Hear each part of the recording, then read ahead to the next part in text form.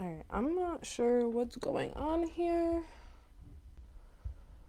This is stalling. I think it has something to do with the snow outside, but I'm just gonna jump right into it. So I'm gonna go ahead and explain why I'm here today. I'm just getting my timestamps down. I'm trying to be better at that. So the upcoming moon phase tomorrow is the first quarter moon in Gemini. That's for tomorrow, 3:10. A lot of people talk about the new moon or the full moon, but the moon has 8 different phases and all of them are equally important. This coming moon is the first quarter moon, and it actually has a lot of different spiritual meanings that might be applicable to your life. So, since the moon is moving towards its full brightness, it is in the yang phase of its development. So, that means it's in a masculine phase of its development, as yang represents the masculine in our yin and yang. It represents the masculine aspect of yin and yang. The first quarter moon is a symbol of strength because of that. Creativity, strength, a lot of different masculine qualities. Because the moon is determined to get from where it is now to where it finally wants to be, which is the full moon. So because of this, it's a good time to think about becoming stronger and becoming more strategized, learning more about certain tasks or topics that you need to perform in order to succeed. So think about it like a warrior in training. You need to go through training so that you can come out on the other side stronger than you were before. So there is plenty of opportunity to like rest later during the new moon phases. There's different phases of the moon that are more prosperous or opportune to rest or relax or to meditate and contemplate. And I think we talked about that a lot in the new moon that I did last time. But with the first quarter moon and the curious and communicative Gemini, these aspects are greatly enhanced. So now is a great time to master a specific topic, trade, or goal that you're trying to go ahead and accomplish. So the following horoscopes that we're going to do, the following reading that we're going to do is going to explain to you how to, or not how to, I apologize, what topics you need to explore in order to manifest divine love. So I just want to say that if you're looking to know more about career or money, then you can check out my page Stargazerville on Instagram and Facebook for the tasks you need to master in order to get financial freedom, like the things that you need to work on in order to get financial freedom, the things that you can do this week, study, master, and all that for money, abundance, and all that kind of good stuff. Here, right now, we're really going to be talking about love. I just posted the written horoscopes for all 12 signs. So if you just want like a quick read on that, that's there. I do want to say that I'm going to be doing the timestamps as I go along. And essentially too, you don't just have to listen to your sun sign. I actually always recommend people don't listen to their sun signs only. It's very important that you listen to your moon sign as well, especially because these are love readings, or your Venus sign, because these are love readings, and it will help you get a better idea of what you can work on a deeper level. Our sun signs represent our ego. So when you just listen to your sun sign, you're listening to a very shallow version of what it is that you can accomplish under the moon. Especially with my readings are kind of in depth about a lot of shadow work that needs to be done for each sign. So if you're just listening to your sun sign, you're kind of missing out on the opportunity to really grow and ascend. So like I said, your sun, moon, rising, or your Venus are what you can listen to. And we're going to go ahead and start from the top. Last time I started with Pisces, I think, because we were in the new moon of Pisces, but we're going to go ahead and start with Aries today. What we're going to do is I'm just going to pull a Tao card. I did pre-shuffle the Tao a little, but I pre-shuffled all of them a little, but I am going to shuffle on camera, and we're going to keep it pretty short, about 3 minutes each, 3 to 5 minutes each sign. I'm going to try to keep it not too crazy here today, guys. But yeah, so Aries, the energy coming through, and like I said, I'm trying to stay on top of these timestamps. But yeah, the energy for Aries coming through was all about emotions, learning how to master emotions. I have lots of videos. I'm not going to say lots, but I have a few different videos. Okay, Aries. I have a few different videos on mastering emotions on my YouTube channel. So that's something you can check out. Aries. But overall, Aries, right now, the thing that you want to master under this is emotional intelligence. It's not just about your emotions and mastering your emotions. It's about understanding emotions on a scientific level as well. So Aries, my general advice to you is that under this first quarter moon in Gemini, an opportune thing for you to do is to read psychology books, read books about mastering emotions. There's a lot of that available on the Kindle for free. Like if you have Kindle or whatever, you can get like a lot of downloads. I have a few great books on emotions that I have there, but you can also go to your local library and get books. I'm recommending those because at the end of the day, I don't like to recommend to people to go buy things or necessarily like, because everybody doesn't have the resources to do that. So yeah, those are just my quick little tidbits for Aries. But let's jump into what the cards are saying. Aries, when I did your reading, it was a different song that I put on the horoscope, but the song that really is like coming through now, like when I was pre-shuffling and getting ready to do this, was Emotions by Destiny's Child. I'm feeling like your card's like halfway through the stack. I just took a shower, guys, and I didn't do anything to my hair. I'm gonna regret that in like an hour.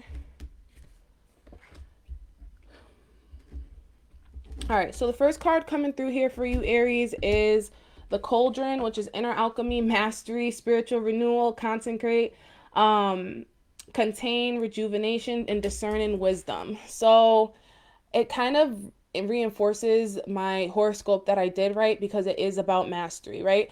I believe self-mastery is about mastering your mind, body, and soul.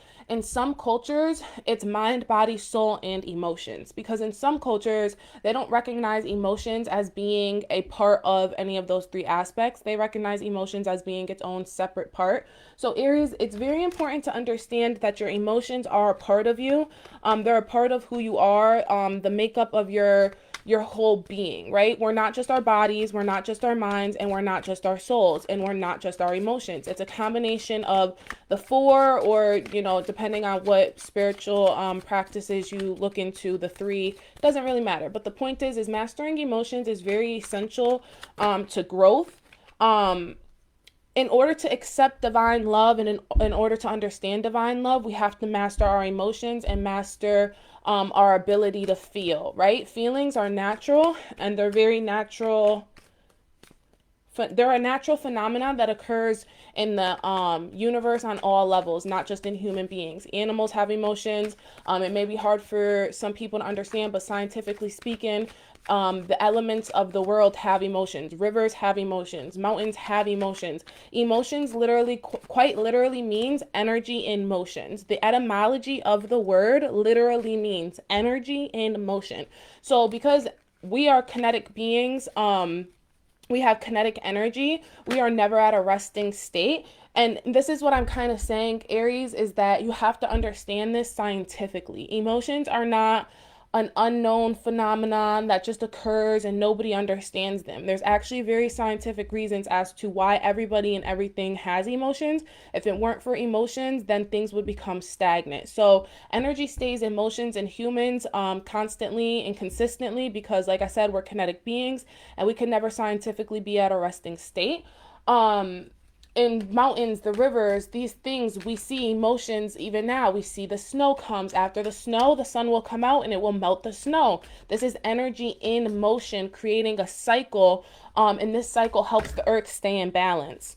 So right here we have a few cards that fell out, which is funny because the Hermit and the Star are two higher arcanas that came out. With the Grasshopper here, well, it's more like a praying mantis, but either way, the energy that just came through for me strong. This is the Hermit, which is represented by Virgo, and the Star is represented by Aquarius. I always say for myself, when I get the Star, it has a very Sagittarian energy, but that's just due to my personal experience with the Star. But two things here about these cards, Aries. Right now, your energy is extremely closed off. You may not be expressing yourself properly to other people. So with that being said, I would really recommend that you learn more about these emotions because it will help you with your communication. With Gemini, with the moon in Gemini, Like I said, Gemini is very curious and communicative, right? So you could be exploring yourself. We also have the Death card here. So you have three major arcanas coming through, which is really interesting. And we have the Queen of Wands, Page of Cups, and Six of Pentacles. But yeah, let me finish that sentiment I was saying. So with the moon in Gemini, basically it's communicative and curious. Those are my top two adjectives that I'm going to be using throughout this reading. There's many other ways to describe Gemini, but I'm sticking with those two for this reading because in regard to you, Aries, now is a time where you're going to be digging deeper and becoming more curious about your emotions, what they mean, how to deal with them, and the relevance of them. I'm hearing like the relevance the most. You feel very trapped with the Queen of Wands here. You feel like whenever you do speak on your emotions, you're misunderstood. You're either being too direct, too mean. You feel like you're being too direct or too mean with your emotions, Aries. And I definitely want to say that it's not what you say, it's how you say it. That could be a relevant thing that you need to hear, Aries. We're just going to go ahead and pull a final card, just to get like an animal-esque energy, an animal guide that may be helpful to you, etc., etc. Oh, not yours. So we have the eagle here.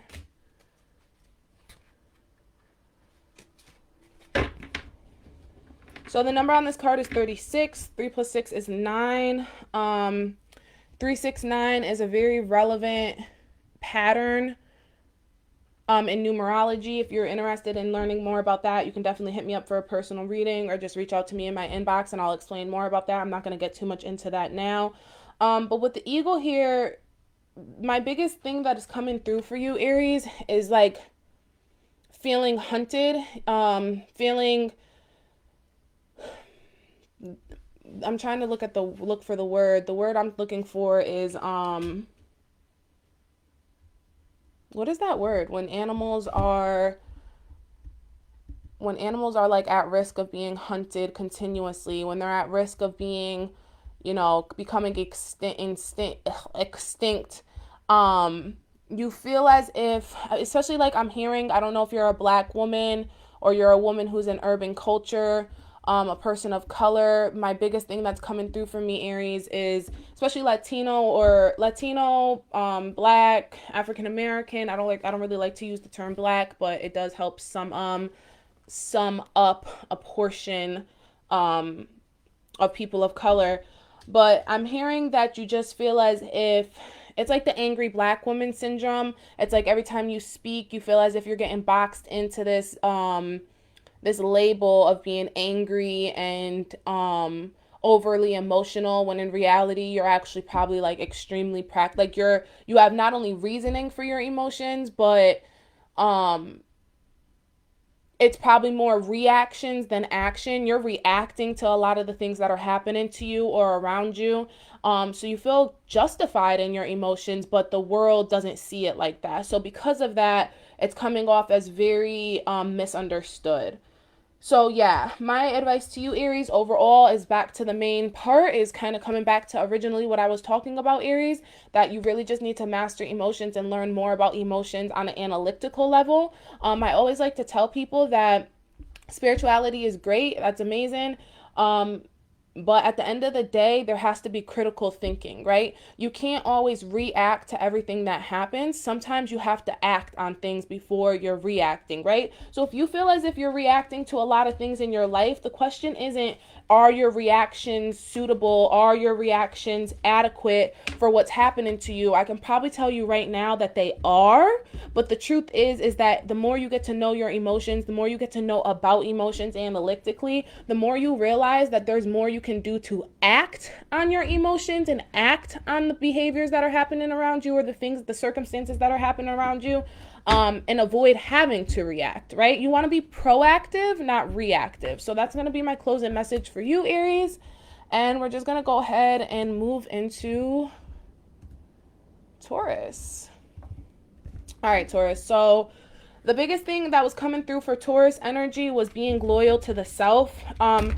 Taurus is a very dependable sign. It's a sign that is represented by consistency It's a fixed sign, so they're known to be very stubborn. With the bull, they're also they're known to be very, I'm not going to say like attack, like y'all don't attack people, but it's Taurus, you kind of like, I'm going to say Taurus sees red, you know, like that, you know how bulls, when they put the red thing and they're like, oh, come and get it, like that, y'all. Like, you guys, when you see red, you come and get it. So, and when you see red and you come and get it, there's nothing in the world that can stop you. It's like that, like a bull who's in that pen and they're taunting it, and there's nothing the bull can do to stop this energy. Like, it's gonna go for it, because these cards are getting used. They're starting to like come up on the sides. It is what it is, though. That's like a good thing, essentially. I guess it means I'm using them. But it's making it harder to shuffle them, to be honest. This is why I just bought new cards. But Taurus, yeah, the reason I say all that is because seeing red could be great sometimes, you know, especially if there's a family matter and we're talking about, like, for example, a Taurus male who's a father, right? And that red flag, that red whatever, is an issue in the family, or an issue for their child, or an issue for their loved one. They're gonna go full speed ahead at that issue, and they're going to solve it. They're very dependable. So in the same sense of how it's like stubborn and it's kind of like tunnel vision, and on the opposite spectrum, you can look at that as a problem solver, dependable, loyal. But the biggest energy coming through for you, Taurus, was that you need to be more loyal to yourself. So, let's see what the cards are saying.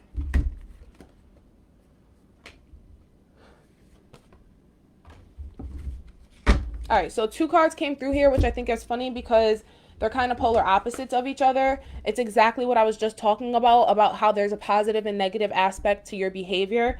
With the prosperity is all about abundance, open fields, having the ability to manifest whatever it is that you dream of. But then on the opposite spectrum here, we have limitation, which is self-discipline, practice, self-respect, introspection, ritual, cultivate patience, build up energy, and maturity, right? With the prosperity, it comes through as wealth, good fortune, success, express gratitude by supporting others, and material possessions. One thing I'm going to say is this is very significant, especially with the prosperity coming through, because you are an earth sign. I'm hearing that your love language could be gift giving. So you give a lot of gifts in you do a lot of things and a lot of favors for people, and because it doesn't necessarily have to be gift given. It could be acts of service. I'm hearing acts of service and gift giving. And so as a result, that's what you do. You do a lot of acts of service for other people and a lot of gift giving. One thing I'm going to say straight up for you, Taurus, is that you have to know what other people's love language is, because if you're giving people your form of love language and expecting that back, then there's a divide happening. Like, there's not a balance there, right? So you have to learn how to give to yourself first. You have to learn how to buy yourself more gifts, do acts of service for yourself, show up for yourself, Taurus. The Hanged Man is coming through here in reverse. And then the 5 of Cups. And then the 3 of Swords. Yeah. These are definitely yours. I usually don't do reversals, but I only do them if I feel strongly called to a reversal. Especially with this Hanged Man here, it has an ant on it. Ants are all about colonies and family. So this feels like a family-related issue.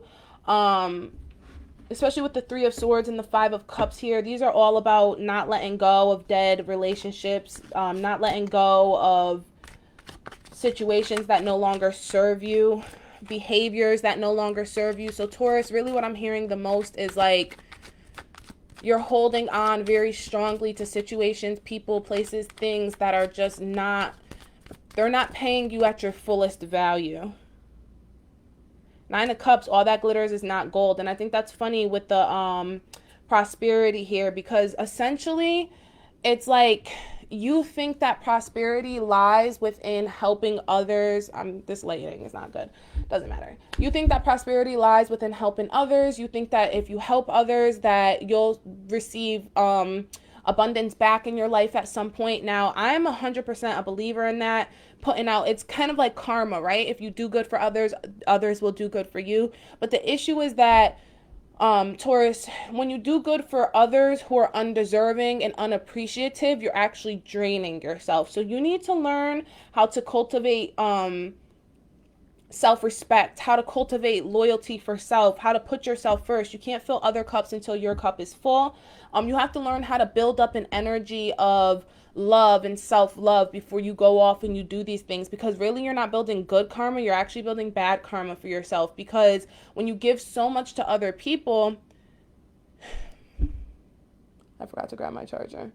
When you give so much to other people, it drains you, and then it leaves you in a place where you're stuck and stagnant. And then essentially you're not able to manifest abundance. You're not able to manifest prosperity. You're not able to build up more for yourself. So that's like very significant for you, Taurus. I'm going to close it off there, guys. I'm going to grab my charger real quick. Nobody's in here anyway, so.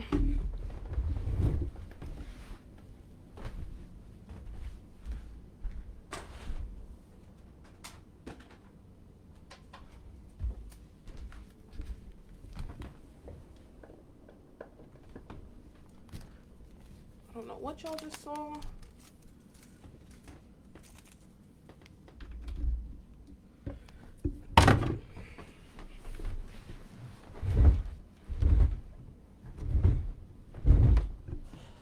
Okay. I should have did that beforehand, but it is what it is. Oh, I'm sorry, Taurus. I didn't pull an animal card for you. Go pull an animal card real quick. Let's see what type of animal energy is coming through for Taurus.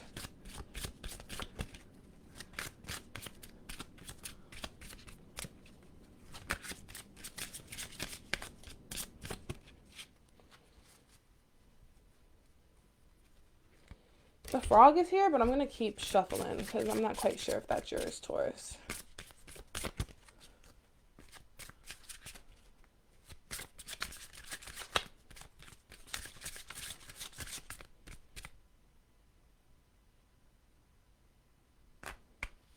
Yeah, so hawk and frog are what are coming through for you, Taurus. And I just feel like it's funny because,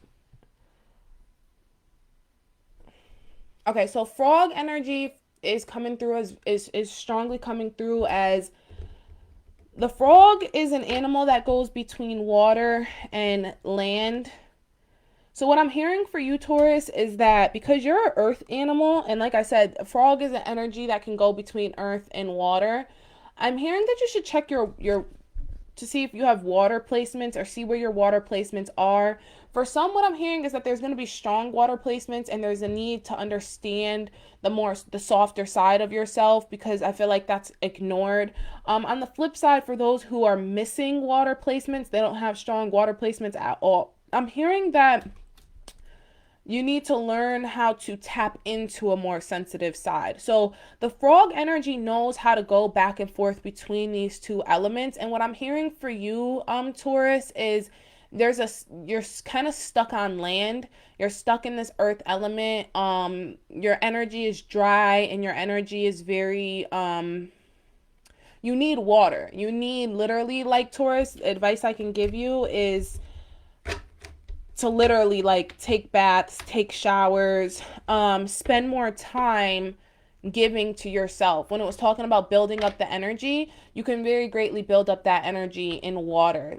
Do a lot of water rituals. If you're interested in learning more about that, hit me up in a messenger or go ahead and book a personal reading and we can talk more about how to do water rituals, especially water rituals under the different phases of the moon. But yeah, I'm going to go ahead and close that off there, Taurus, and let's jump into Gemini. All right, Gemini. So your energy was coming through as needing to learn about family. You have to learn about the aspects of family. One thing I'm hearing to tell you, Gemini, is that we all have soulmates. People often think soulmates are always romantic. They are not. Soulmates very much so can be familial soulmates. So I'm just going to go ahead and post what I have so far for the timestamps. Okay, so yeah. So Gemini, soulmates. Soulmates are people that come with us and travel with us through lifetime. So your mom could be your soulmate, your brother could be your soulmate, your sisters can be your soulmate, your cousins can be your soulmate. Soulmates. And essentially what happens is they travel through lifetimes with us in order for us to understand and learn lessons about ourselves and this universe, right? Everybody comes into the earth to some beliefs. Everybody comes into this earth with a soul contract, a contract that needs to be fulfilled. And that contract helps us essentially helps to balance the scales between good and evil, right? So when we learn this contract and we succeed it, we're able to ascend, which helps the scales of the world go more towards the good side. When we don't learn our lessons, we act in a sinful way, which is greed, lust, sloth, pride, envy, anger. Did I say greed? Gluttony. I think I missed one, but it doesn't matter. You understand my point. But when we start to ascend and we learn the lessons of life through our soulmates, we move in a more compassionate way, a more virtuous way, which is compassion, patience, etc., etc., etc. So I always explain to people that although we learn a lot of these lessons from our karmic soulmates romantically, we don't always have to. Like, you have people right in your family who are there to teach you lessons. This is why they say, Gemini, I'm going to speak to you in a more analytical or psychological way. This is why they always say that your lovers mimic your parents, right? Or they mimic the situations that happened in your family. What you were raised seeing as love is the version of love you essentially fall into or you end up trying to run far away from. So instead of looking to lovers to find these lessons, you can look back to your family to understand these lessons. A lot of lessons that we get, a lot of issues that we get into or trauma that happens in our relationships is derived from our family. So this doesn't necessarily mean that you need to understand first off, yeah, no, actually, I apologize. I'm going to take back what I was just about to say. You need to understand exactly what I just explained to you about family psychologically. You may want to read a book about family in psychology, understanding the family unit and how it affects a child, even though you may no longer be a child. But you may want to take a few steps back and think about that and try to apply that to your life. And then more importantly, Gemini, you need to understand about your family specifically, learning your lineage, learning about your ancestors, learning about your ethnicity or your nationality, your culture, etc., etc., because there could be a lot of answers that you need about how to manifest love, true, healthy love that lies within your family, both psychologically, and culturally. So yeah, let's jump into your cards. Wow, that's crazy. Yep, and all right, yeah, I didn't even. So yeah, following, which is crazy because there's 1, 2, 3, 4 sisters here. So 4 could be relevant, and then it's 17, which is the number 8. So 444, 888. Loyalty, adaptability, cooperation, trust, reliability, sensitivity to others, service, and receiving guidance. So that was my biggest thing in your written horoscope, Gemini, was all about receiving guidance. At the end of the day, right now is an opportune time for you to receive guidance from your family, trying to understand where it is that you're going to be in life, where it is that you're going in life. 5 of Wands is coming through. You may be extremely defensive with your family. I'm seeing the Magician as well. The Devil, breaking the bonds. So with the Magician here, you could be a great manifester. You could be somebody who's able to manifest things like from scratch. You know, you wish upon something and it comes to you not very easily. And not just wishing, you put the work in order to receive that. But the Devil was also coming through, so it feels like right now you feel like you're in a stretch of bad luck. You feel like you're in a stretch of kind of like being held back and chained. You feel like you just can't seem to get certain things right. And I'm telling you, Gemini, the answer is definitely within your family. Yeah, Death and Star, 9 of Wands, and then the 8 of Wands. So Wands energy is all about challenges between the ego and the soul. You could be fighting between the ego and the soul. I would recommend, Gemini, to definitely look into some analytical books or anything like that regarding these things, the challenges between the ego and the soul psychologically.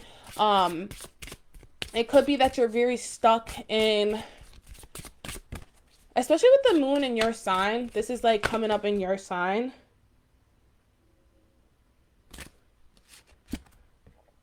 Yeah. The Phoenix is coming through, which is also all about, there was other cards that came, but this one flipped upside down. So I was like, yeah, it's getting my attention here. With the moon in your sign, Gemini, I'm hearing very, very strongly that you could be feeling quite egotistical. Like you could be feeling like you're right about a situation that you need more perspective on, you know? We're not going to get into specifics because I'm hearing a few different things come to mind, but we're not going to get into that. If you're interested in learning more about your specific situation, definitely book a personal reading. But essentially, Gemini, I'm going to say analytically for you, two things: reading about the family unit, on a scholarly level, psychology books, things of that nature. But then two, learning about your family specifically, looking into your family tree, looking into your like asking questions, like sit down and talk to your grandma. Like, I don't know. I'm gonna go ahead and close that off there for you, Gemini, though. And we're gonna go ahead and jump into Cancer. So Cancer, the biggest energy that was coming through was gratitude. It was all about being grateful for the things that come to you in every form, right? You may not have the success that you want at the moment that you want, Cancer, but at the end of the day, we have to be, oh, the receptive is coming through. Feeling an imbalance between the masculine and the feminine parts of you, Cancer. You're having trouble using your masculine energy, which I think is opportune right now because we're in this masculine moon, which is the first quarter moon. The moon right now is in a very masculine energy, but you're in a very feminine energy, receptive. You're ready to receive. And I think that that's very important because in the last few readings for Cancer I've done, it has been all about like a high sexual energy, a high feminine energy, ready to receive and ready to, it's like a darkness that's coming through for you guys. But right now, you guys need to be the light. Right now, you guys need to be the seed, not the soil. You felt excess, overload, exhaustion. This is a very feminine energy because at the end of the day, it's female energy who gets overused. Masculine energy knows when to stop and how to stop. Masculine energy knows also when to go and how to go. And those are questions you're asking yourself right now, Cancer. How do I go? When do I go? You're not really trusting, because it's not about instincts with men, right? Or with masculine energy, I apologize. It's about logic and analytic strategizing. So the best thing I can think of is like an example of a male who's a masculine energy who's a farmer, right? Farmers don't use their instinct to guess where to plant the corn. They plant the corn based on their experience planting the corn from years and years before. If they've never planted corn before, then they go do research. So what I'm hearing for you, Cancer, is that you have to be has to be a level of gratitude, and also too, the farmer knows that he can't control the weather, right? So he's grateful when the sun is out and the sun is shining, and he's grateful when that rain comes and it's able to go ahead and water the soil for him, etc., etc. So there has to be a level of gratitude and thankfulness that comes with the changing of the seasons, but there also has to be research and strategy that comes through very strongly as well with the masculine energy. So that's what I'm hearing is missing a little, is you have to, especially here, it comes through with the eight holding together, which is the strength card in tarot. So it's like stress, overload, exhaustion, obsessiveness, gluttony, burdens, worries, the breaking point. And then it's coming through as like needing this strength, which is teamwork, membership, making a choice, participation, solidarity, cooperation, union. So I apologize, Cancer, what I'm hearing for you 100% is like you have to find this inner strength. You have to find this, and this strength comes from logic. It comes from knowing. Like, the farmer doesn't stress about his crop coming up because essentially he knows if he plants, you know, X amount of seeds, if he plants 10 seeds, he knows at least one of them is going to grow. So it's about, you know, having this faith, having this gratitude, which are the spiritual aspects of masculine energy. But yeah, Two of Wands, you're stuck in between these two energies. I really implore you, Cancer, that you very much, I'm going to say for you, Cancer, with the World and the Wheel of Fortune here, your financial, this is more about money for you than love, to be honest.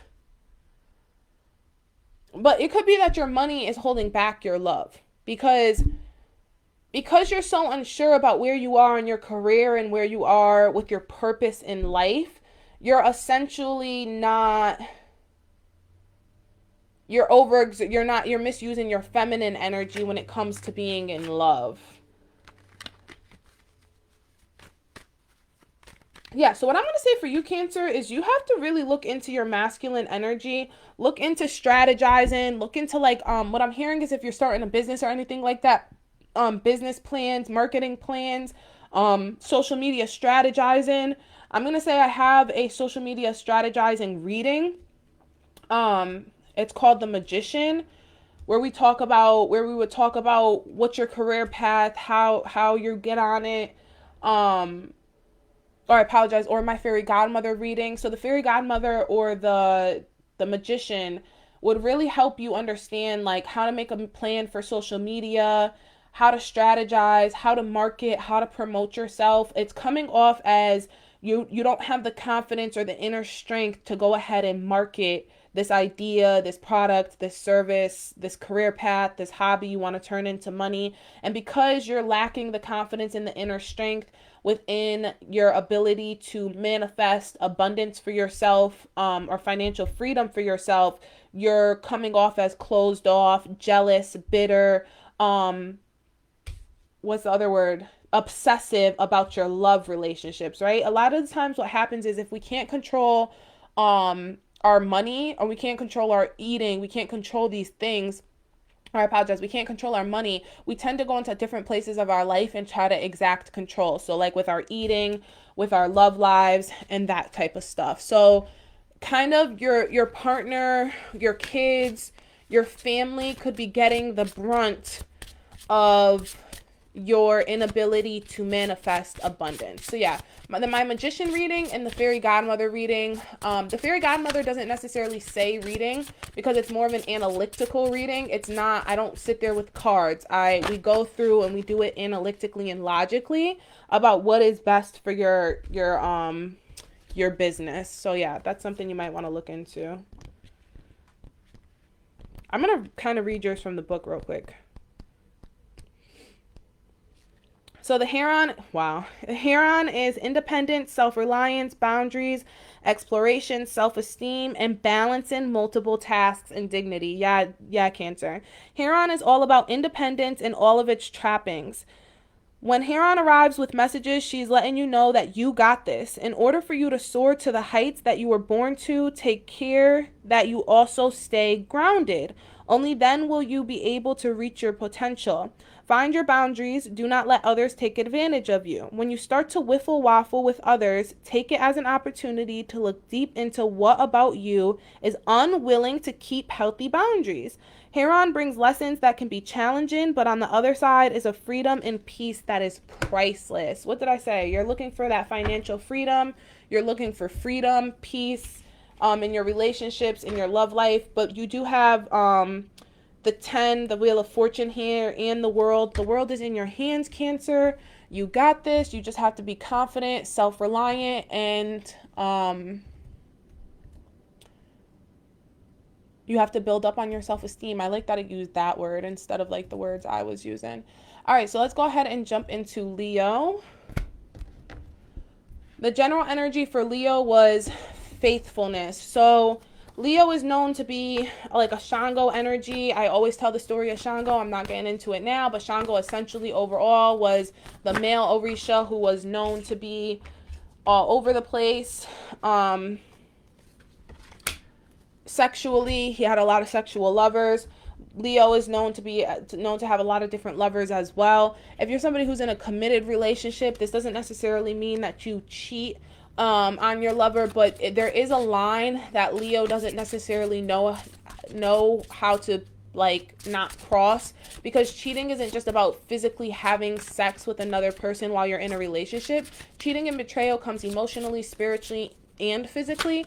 So a lot of the times, even though Leos may be 100% faithful physically, they may not be sleeping with other partners.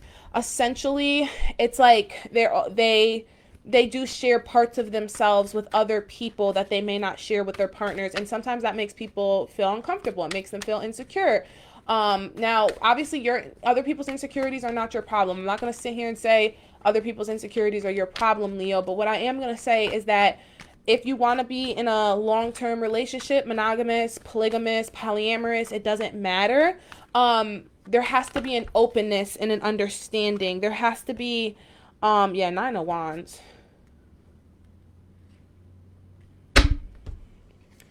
Oh, yeah. You got my cards coming all messed up. There has to be, a level of faithfulness, you know. Leo doesn't like rules, and Leo likes to be dominant in relationships. Leo likes to be the boss. Leo likes to be the one to make the rules. But essentially, Leo, what I'm hearing is that it's not just what I'm hearing. What I'm seeing with this aspect with the first quarter moon in Gemini is you have to learn how to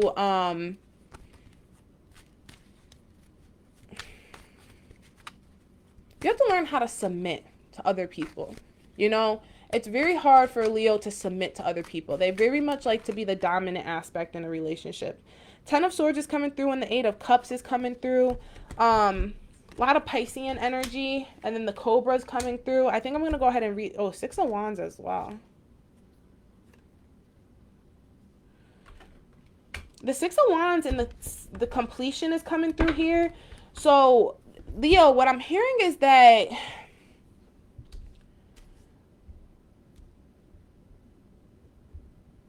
you desire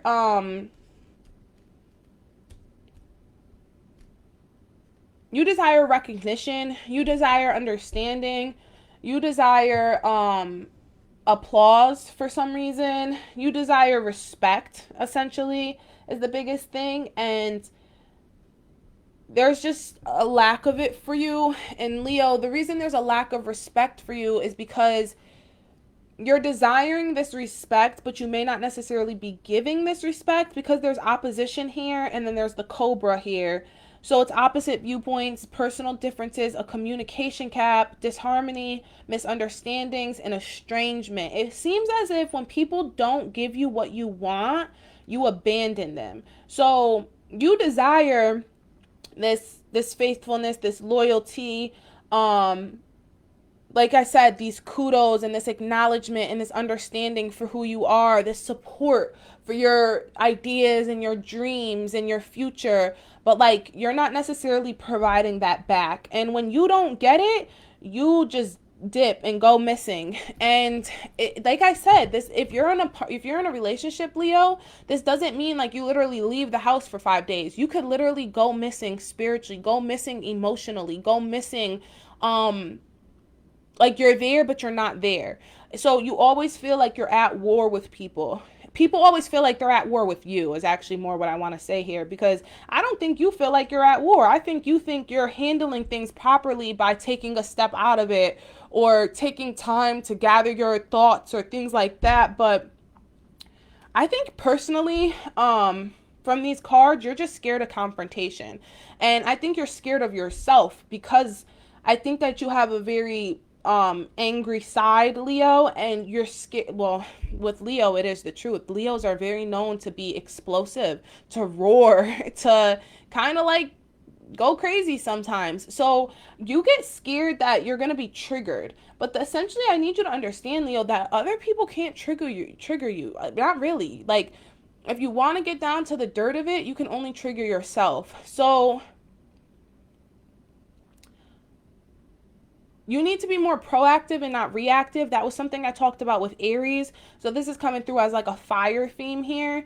I'd be very curious if the same theme comes through with Sagittarius. But essentially, you need to learn about reciprocation, right? You can't ask for things and not reciprocate these same things, right? You can't ask for certain respects or certain level of honesties or trust or communication but not provide the same thing back to people. So the number 33 is coming through strong here. That's a master number. There's a lot of threes here. 333, 63, 38, 33, 6 of wands. The Cobra is a soul guide, moving quickly, memory of the soul world, transmutation of the soul, past life memories, wisdom of the goddess. Cobra poking his head into your life is showing you that soon unexpected opportunities will be showing themselves, and you must be prepared to strike quickly. Do not pay much attention to what others will say about this. Hone in on your intuition and move swiftly and decisively. Alternatively, you are stuck in a seemingly impossible to break fixation on something or someone. Snap out of it. This is preventing you from taking advantage of all the promising opportunities that are around you. You need to see them. So, Leo, I'm hearing that you're fixed on this idea that you need to be right or you need to put someone in their place or like, etc., etc. But like overall, what I'm hearing, Leo, is like, you have to learn reciprocation. You have to learn about faithfulness and loyalty, and you have to learn about being there for others, showing up for others in the way that you want people to show up for you. So yeah, I'm going to go ahead and close that off there, Leo, and we're going to move to my favorite sign. I say this every time, but I don't care. We're going to move to Virgo. All right, so what did I end off on with the comments?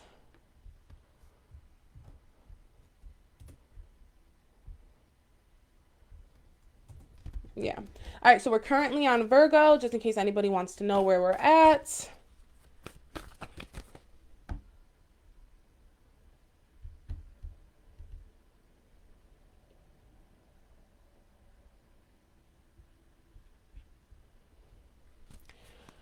All right, so Virgo, the general energy for you guys was like, you guys need to know that love is omnipresent.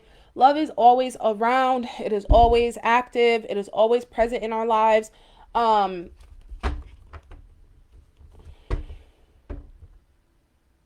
getting a lot of downloads for Virgo right now. This card right here, though, says, diffuse the negativity, dissolve divisions, lighten up, restore harmony, circulate. There feels like a stagnant energy with your life right now, Virgo.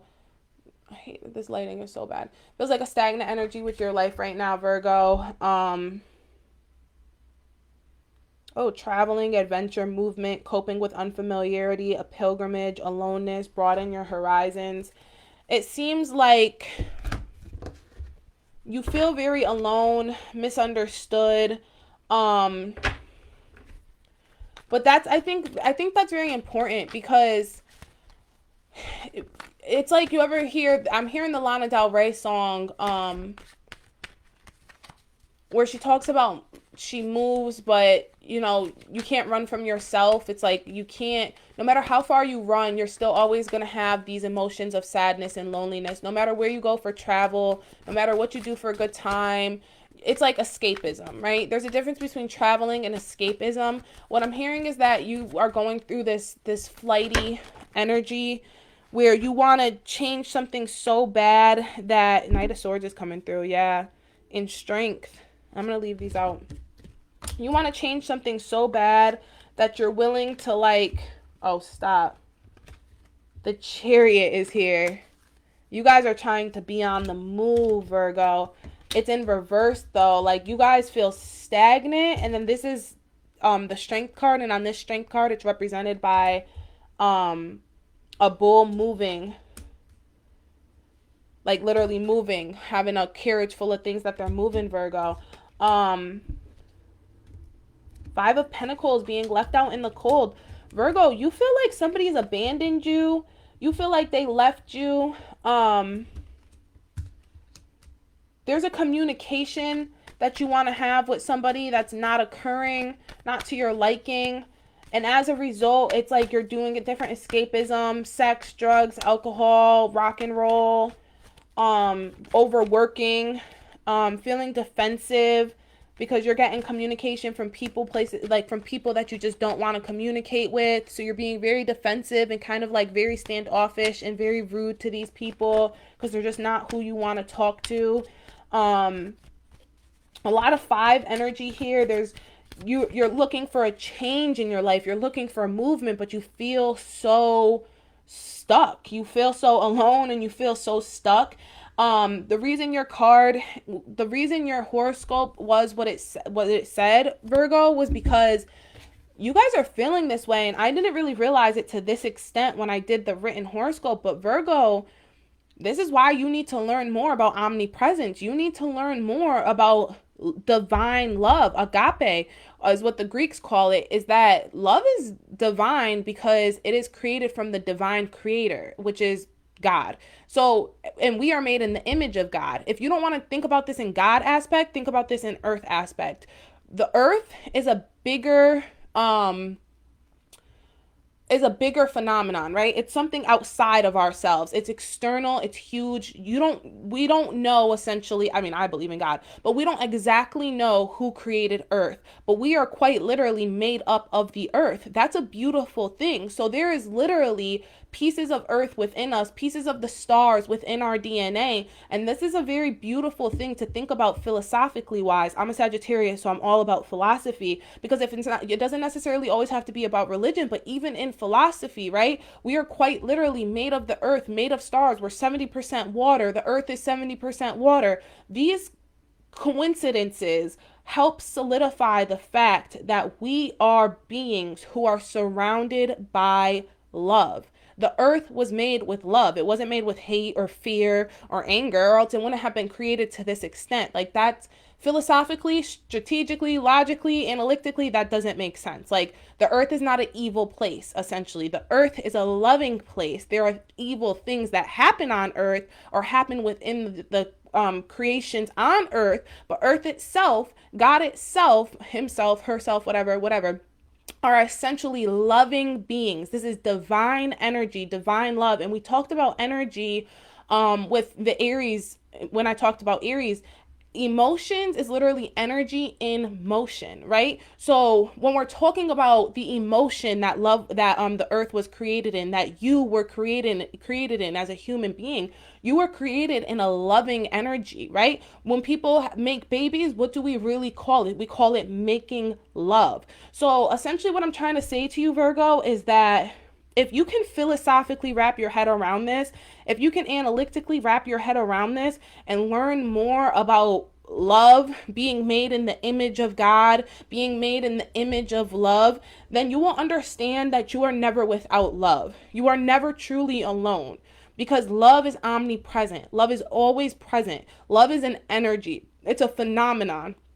So with that being said, you might want to learn more about frequencies and how to raise your frequency, because this isn't necessarily a religious or like spiritual thing. This is like a scientific thing, right? We have energy inside of us. Your energy is stagnant right now. It's not really moving at the pace that it could be moving, but you're a kinetic being. You have kinetic energy inside of you. So with these lights, for example, lights can charge up your kinetic energy. Sound can charge up your kinetic energy. This is why they tell people that alcohol, drugs, rock and roll, these things lower our frequency, because they bring us to a place of stagnancy. They bring us to a place of confusion. They bring us to a place of susceptibility and vulnerability to be taken over by, like I was just mentioning, these quote unquote evil aspects of the world. If you want to come into a place where you feel love, where you feel compassion, where you feel patience,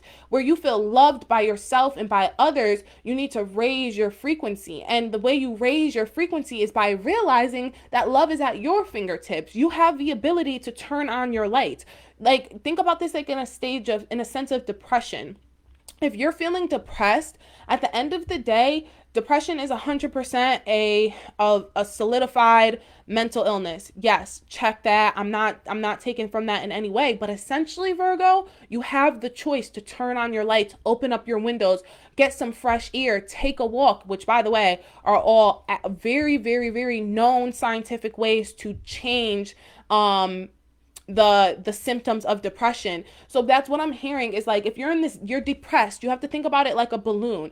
A balloon that is without inflation, it's depressed, it's not inflated. You need to learn how to inflate yourself, and the way you inflate yourself is by knowing and understanding that there's always air to inflate yourself in. Now, air is a metaphor for light, music, food. Diet is super important, Virgo, because Virgo represents the digestive tract. Virgo represents food, health, wellness. So with that being said, Virgo, is if you're eating fried foods, you're consuming a lot of alcohol, you're consuming drugs, you're consuming music, or you're consuming things that are actually like hurting you, like, you're going to stay depressed, you're going to stay stagnant, you're going to stay in this place of depression and anger or mania. You want to move out of that by consuming things that are good for you, having a healthier diet, not consuming alcohol, listening to music. Classical music is a great way to raise up your energy. Classical music, frequency music. Before I started this, I was literally listening to the Archangel Michael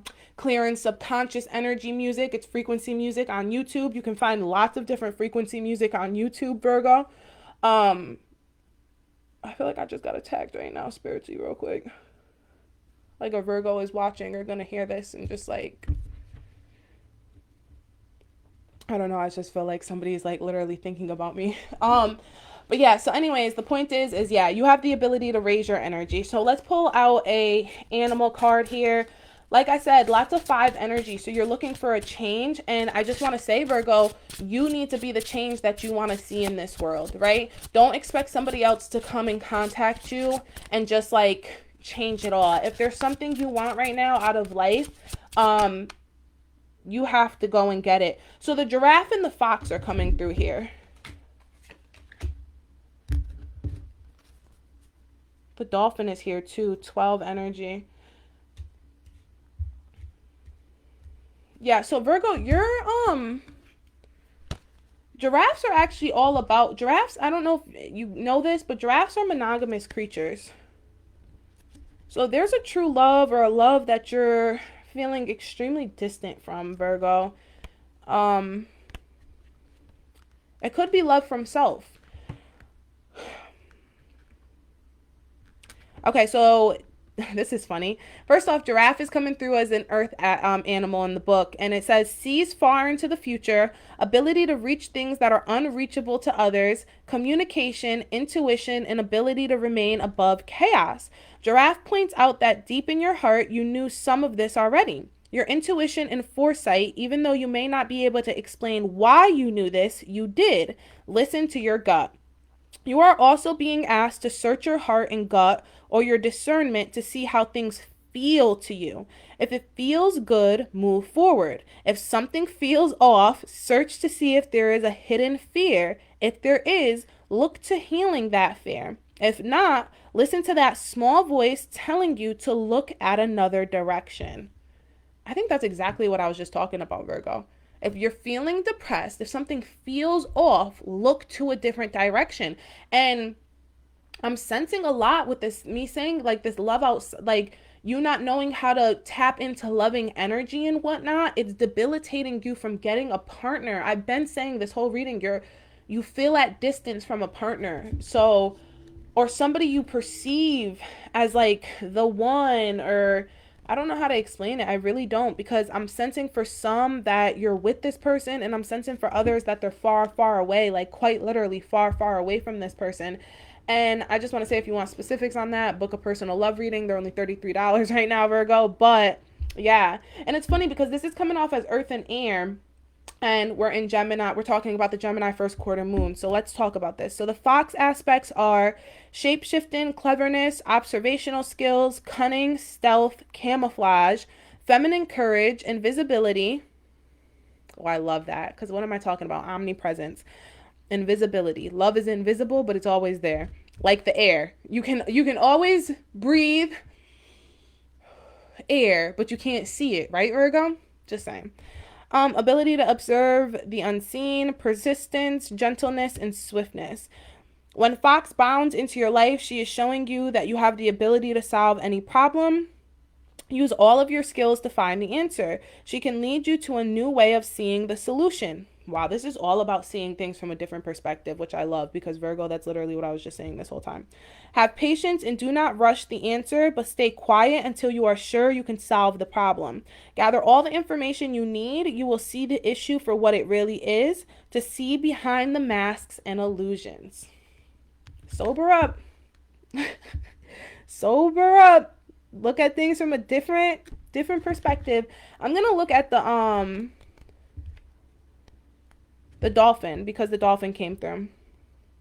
So importance of play, change, wisdom, balance, harmony, communication skills, freedom, and trust. Dolphin shows up to remind you to get out with your friends and family and play. Take a break from being an adult with all of its inherent responsibilities and seriousness. Play, Virgo. This will bring the emotions of joy, fun, happiness, movement, and freedom into your life. I'm so glad I read this because what am I saying that you desire the most? Movement, change. You feel stagnant. You can't move. So yes, playing will bring the emotions of joy, fun, happiness, movement, and freedom into your life. Playing will add a new dimension to your relationships. You are being led to get more in touch with the childlike, playful side of yourself. So yeah, I'm going to close this off here, Leo. But what I'm going to say to you is that through everything I just said, what you're learning, essentially is, I was just going to say something. What I'm trying to say is that with the, you learning about the omnipresence, these things, what did I say? Your whole thing talked about, what is it? What was here? Lightening up. You need to lighten up. You need to change your perspective. And the way to do that is to study, learn, and understand different aspects of, I think it's more of a psychological thing for you. I'm just going to go ahead and say that, Virgo. You need to learn more about psychology. You may actually have depression or have some issues, mental illness with depression, bipolar disorder. So yeah, look into that analytically, learn more about that.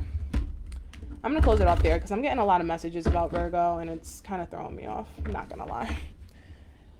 All right, let's go into Libra. All right, so Libra, your general messages were, okay, I was excited for Libra, I'm not going to lie.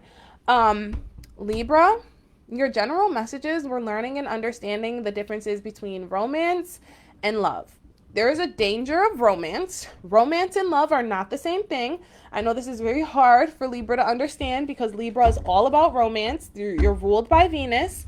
And you guys want to believe that romanticizing partners, romanticizing your life, that these things are philosophy, but they're not. You feel you over romanticize partners and aspects of your life, and essentially because of it, you're missing out on big lessons.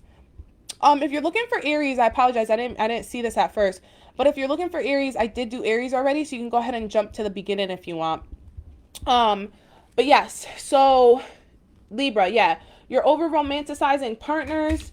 And because of it, you fail to see the lessons that you were supposed to learn. And you also, more importantly, fail to see the difference between people's behaviors and character, right? You romanticize behaviors, you gloss over certain behaviors. And essentially because of it, you're missing out on the fact that some of these people's characters could be of not good character. They're not upstanding citizens. You know what I mean? But yeah, so the cards coming through as determination, no compromises, unwavering focus, a test of character, and self-examination. I can't make this shit up. I really can't make this shit up. A test of character. A test of character, Libra. Libra, listen. You miss out on this. You miss out on these lessons, these tests, because you essentially believe that if somebody does something good once, that they're capable of continuing to do this. And it's like, I'm going to say this in the most polite way possible, but like, people do good things sometimes for their own benefit. Things are not always in the favor of you, Libra. And this is what this is what romanticizing means, is that somebody could be innately bad for you. We're not going to say somebody's innately evil, because I don't like to go down that path and say people are narcissists or they're evil or they're whatever, because at the end of the day, everybody has good and evil aspects to them, right? And sometimes we as human beings bring out the negative aspects, the bad aspects of people, and vice versa. Sometimes we get with people and we bring out the best aspects of them. You're meeting people who could, you guys, that you could necessarily bring out the bad aspects in them, right? Most of the time. But you see this person and they do good things every now and then. So it makes you believe that these people are like, it's, the bad things aren't really them. It's the good few things that they've done are them. And you romanticize this. You're blurring it up. When essentially the truth is this person is bad for you altogether.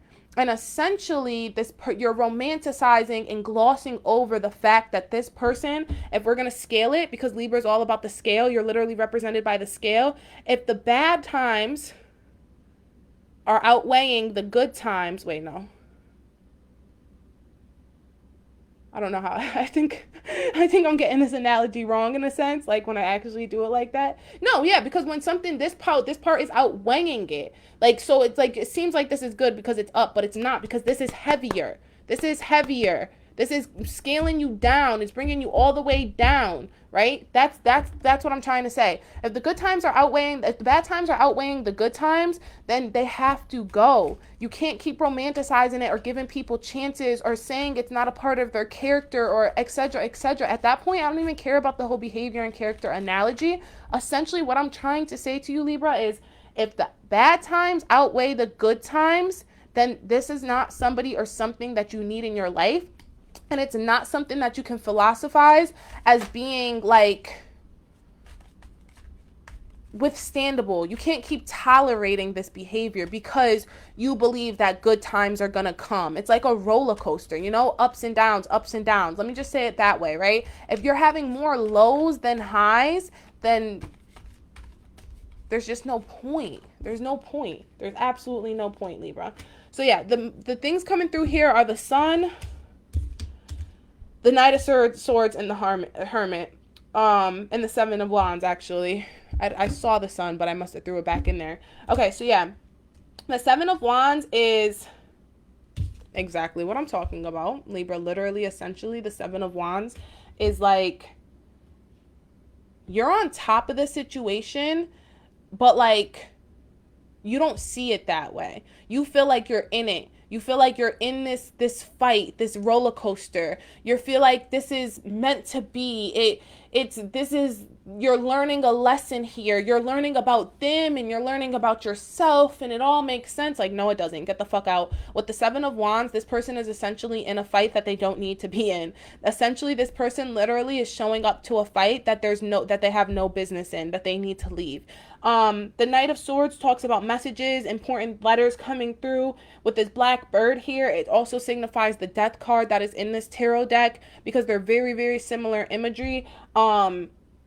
You're waiting for news. You're waiting for something to change. You're waiting for this person to come and make a change for you. And you're romanticizing and you're believing that they're going to come with this romantic apology or this romantic gesture. And essentially, it's like it's not going to happen. And even if it does happen, right afterwards is going to come a low. After a high comes a low. So it's like, why does it matter? Like, why are you going to romanticize this apology, romanticize this person as, you know, and this could be familial, this could be romantic. I don't know, but essentially, this energy, this situation, this ability to romanticize people, romanticize apologies, to accept people for who or what they are, not having good boundaries, all of that stuff is stopping you from manifesting true love. It's stopping you from like accelerating. You're like, with this here, it's progress, and it's like, this is what you're being debilitated from, Libra. You can't advance in life. It's like you're staying in this childlike nature where it's like, this is a perfect example where you have a parent who doesn't show up for you all the time. They don't show up to your games. They don't show up financially for you. They're an absent parent. They're only there some of the time. Even if they live in the house with you, it's like they're absent emotionally. They're absent spiritually, physically, from things that are important for you, but they show up some other ways. You know what I mean? So it's like, well, you know, they paid for my school or something, so I should respect them. Or they do pay for me to live in XYZ place, so I should respect them, even though they don't show up to any of my tournaments or any of my engagements. Like, it's like, no, this accepting people and accepting things that are undeserving of you, is debilitating you. So let's look into the animal energy, Libra. And the Hermit is here as well. The Salmon just came through. That's funny because the Hermit and the Salmon, Salmon, whatever. I think I'm saying that wrong. It doesn't matter. The Salmon and the Hermit are both represented by Virgo. The Salmon is Virgo in the Native American star signs, because the Native Americans, they didn't necessarily use the Greek names for the zodiac. They used animals, and that's salmon. And the Hermit is represented by the Virgo in the tarot. So I'm going to not say that. I'm going to say either you have strong Virgo aspects or the person you're dealing with could have strong Virgo aspects. But let's go ahead and read into what this, the salmon represents. Okay, yeah, this is coming through as real familial. It says, value of returning home. Successfully swimming upstream through the emotional. Understanding divine messages. Rebirth of spiritual knowledge. When you see salmon swimming into your life, you are being shown that the struggle you are facing may seem insurmountable. 7 of Wands. Oh my God. But just know that the most resistance is just before you succeed. Do not give up. Put all your faith, power, passion, and energy into achieving what it is you are working toward. That progress card literally says achievement on it. Going against the current while exhausting at times also brings you the experience of a journey that forced you to give it your all in the pride of a huge accomplishment. Make sure that you are able to detach yourself from the emotions that may be weighing you down. Libra, you have something big that you want to accomplish and you can't do it because you don't understand how to set boundaries and how to stick to them. You have to. Love, I think the reason the Virgo's coming through strongly here, Libra, is because you should go watch Virgo. Virgo was just, I'm going to talk more about, I've talked about self-love. I've talked about self-love a little bit throughout all of these readings, technically, because this is all about love, divine love, how to manifest divine love, and that starts with self. But Virgo was very strong about tapping into an omnipresent love, tapping into divine love. So maybe that's why that's coming through strong for you. These are general readings, so just because you don't know if you have a strong placement in another astrological sign, if you're tuning in randomly and you're hearing me talk, and like, it doesn't really matter what sign I'm on, because like, essentially we all have all 12 of the signs in our astrological chart. You may not know where those signs are, but essentially we all have them. And with the first quarter moon in Gemini, or with the moon transitioning constantly, it takes it moves through the houses. We have not only the 12 zodiac, but there are 12 houses. So when the moon is transitioning like that, Libra, it's pretty much, it puts light into certain houses in our chart. It doesn't always have to be about your sun sign. So yeah, I just wanted to mention that because you may not know that you have a Virgo aspect, but for all I know, right now the moon is transitioning through your Virgo's the 9th house. So it could be transitioning through your 9th house, which is Virgo energy. Okay. So yeah, let's tap into Scorpio. All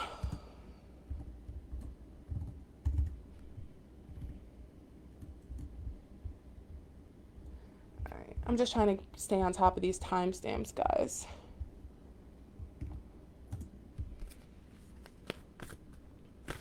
I just saw the Marian Maiden for Scorpio. Okay, so Scorpio was all about abundance. It was all about, this heat is coming through real hot on my legs right now. The Scorpio was all about understanding that love is not just in people. It's in places, it's in things, it's an enjoyment of food. Scorpio is on the opposite aspect of Taurus, and Taurus is all about indulgence. Scorpio, not about indulgence. Scorpio does not like to indulge. Scorpio is all about resistance and digging deep into darkness and those types of things. So they don't really find pleasure in beauty, and they don't find pleasure in brightness. That's crazy. Because the card that came through was Contemplation, which is a dark ass card. It's in the night. Not all these cards are in the nighttime, obviously. Gaining overview, detached observation, increased understanding, solitude, and integration through reflection. Now is a time for Scorpio to understand how to do exactly what I just said that you guys don't innately know how to do. You might want to look into your Taurus aspects, find out what house Taurus is in, find out more about your Taurus placements, because you need to learn how to indulge. Queen of Swords is coming through. You're too rough. 6 of Swords, 3 of Swords. All swords here. All swords. Swords represents communication. Your communication is extremely cutthroat. You have this idea of what love is. And I hate to say it, but if you're watching this reading, your idea of love, Scorpio, is completely off track. Love is a divine energy. It's a divine phenomenon. Love is within all of us, and it is given to us by the Creator, by Earth. We are made in Earth's image. We are made in God's image. We are made up of the stars. The stars are literally in our DNA. There's a lot of darkness that Scorpio often deals with. Scorpio often deals with dark thoughts, dark, I don't want to just say dark. I quite literally want to start using the words because this is the truth. Scorpio is about carnage, murder, mystery, deception, detective. I'm just using adjectives that I'm just pushing out here that are all Scorpio based, right? And because of this, because Scorpio is the sign who sees the darkest and the most foul aspects of the human psyche. They see the most foul, like, Scorpio has seen the edges of Earth. They have walked to the edge of Earth and almost jumped off the cliff. Most Scorpios, you know, will tell you that they know trauma, right? They've seen it, they've felt it, they've imagined it, and they continue to imagine it. And because they know that darkness and evil exists in this world, it is very hard for them to understand love, because they believe that darkness, evil, trauma, that these things are always lurking around the corner. And they live in a world where it's like, Scorpios are the type who will watch the news. Like, there are some signs, like for me, for example, I'm an urban studies major, and I quite literally can't watch the news most of the time because I can't fill myself up with that much darkness daily. You know, like, I know bad things happen in the world, but I need to consume those bad things on my own time. I'm a naturally positive person with my sun in Sagittarius. Sagittarius is all about looking at the glass half full. Scorpio, on the other hand, they look at the glass as half empty. They listen to the news every day. They like to stay aware and stay alert of the evils of the world, of the bad things happening in the world. They're known to look at the bad aspects of people. They're very an untrustworthy sign. Anybody who's dated a Scorpio knows that Scorpios are very hard to gain their trust, to gain their recognition, to gain their like love, because essentially they are a naturally untrusting sign. So Scorpio, what you need to learn is that love exists. It's out there. And as much as you as much as you are aware of these bad aspects of the world, you need to start reading more about miracles. You need to start watching, like, I hate to say it because I don't really care for these things as an urban study major.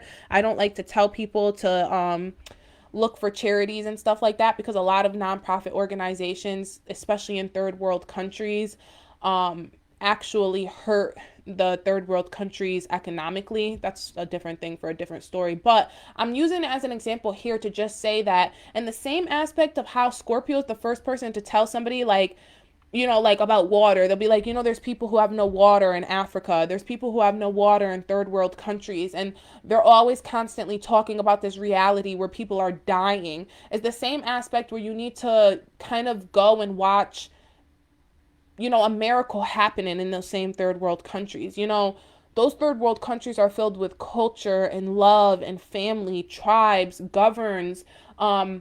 A lot of those third world countries were once ruled by women, which is a beautiful thing in itself. The fact that female energy is nurturing, it's transformative, it's the soil in which the seed grows. But my point is that in the same aspect where people are dying, people are also being born. So maybe looking into birth, looking into the beauties of miracles, the beauties of giving, charity work, finding a charity that's good for you, that speaks to your heart, speaks to your existence. Maybe you're somebody who's hyper focused on rape or hyper focused on murder or missing persons. Maybe you need to go to a charity or look into a show or read a book about where somebody gets found. A missing person gets found, a rape victim finds solitude or finds peace through something. Like, I don't know, I can't really quite explain it, but you need to look into the positive aspects of what life can bring. There's not just darkness, and sometimes at the end, through these dark tunnels that people go through, oftentimes there is a positive ending. Everything doesn't always end badly, and although as humans we hold on to trauma, we hold on to negative aspects of the world, it doesn't mean that we hold on to them forever, Scorpio. So yeah, let's pull your animal energy.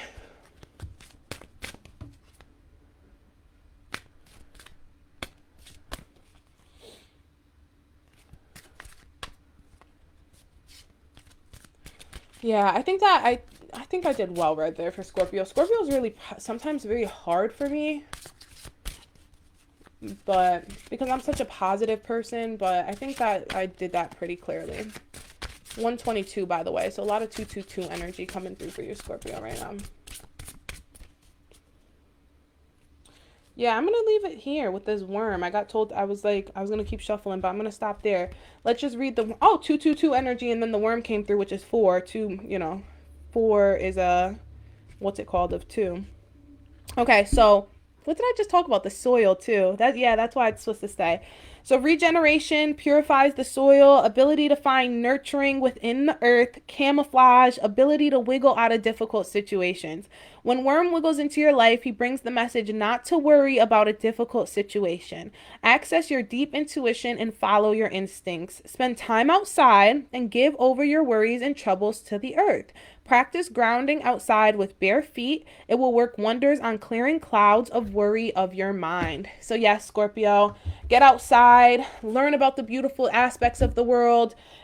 Like I just said I literally said this about Africa. I said, yeah, at the end of the day, there's people who aren't getting water in Africa, but maybe you should look at some pretty pictures of Africa, because Africa also has very thriving countries. As much as it has parts of the continent that are, suffering, there are parts of the continent that are very much thriving economically. So yeah, I would look into that, get more information about that. All right, now we're going to go ahead and jump into Sagittarius. So Sagittarius was the general message for Sagittarius was self-respect.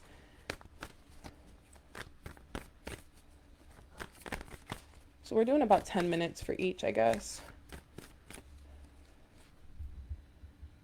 Except Virgo. Virgo always gets more than 10 minutes. I'm going to leave it here for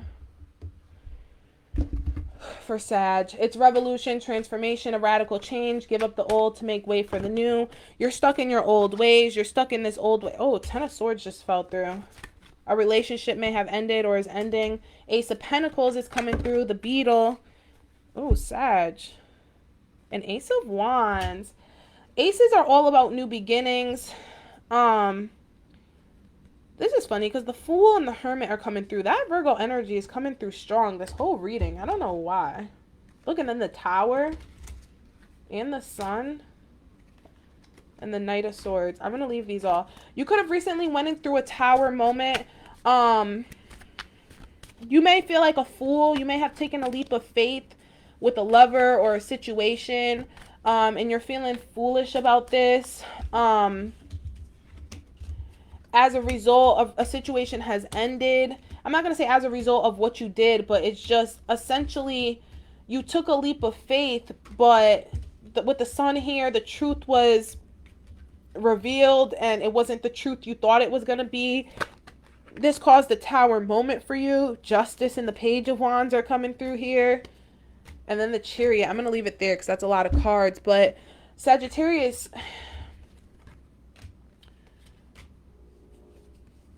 you feel like justice has not been served. You feel like you've been wronged in some way. You feel like you're owed an apology.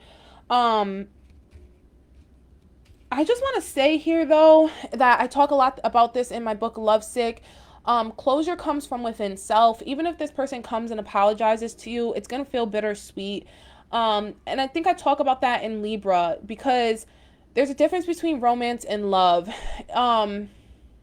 This person can come through with the biggest, most romantic apology, but essentially, unless there's changed actions, unless this person's behaviors change consistently and constantly to a point where their character is affected by it, and I mean affected in a good way, influenced by it in a good way, where you see a change in their character, like a maturing. That's what I'm sensing. Is this person you're looking for this energy from, they need to mature. So what I'm hearing very strongly is that I'm hearing Libra and Virgo are super relevant here.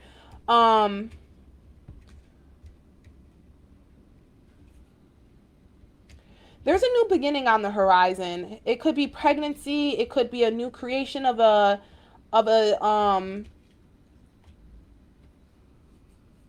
new creative endeavor.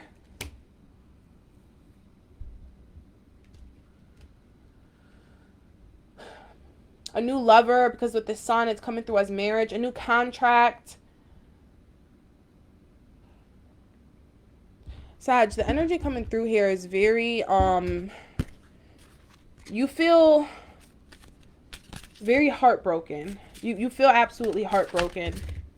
Okay, that's coming through. That's yours. Yeah, you feel very heartbroken. And as a result, you don't know how to change this. You don't know how to make a change in your life because you feel stuck. You feel like without this person's apology or without this recognition from this person that you won't be able to move on wholeheartedly. I'm going to read the Stag. I think it'll get it opened right up to it. Stag is an earth sign. It's coming through in the earth. I'm telling you, Virgo and Libra are super significant here. Gentleness, ability to move through life with grace, innocence, sensitivity, intuition, ability to change directions quickly. The Stag shows up in your life. That's funny because the Tower here. I'm telling you, you made a leap of faith about something. You took a chance on someone or something, and it didn't turn out the way that you wanted.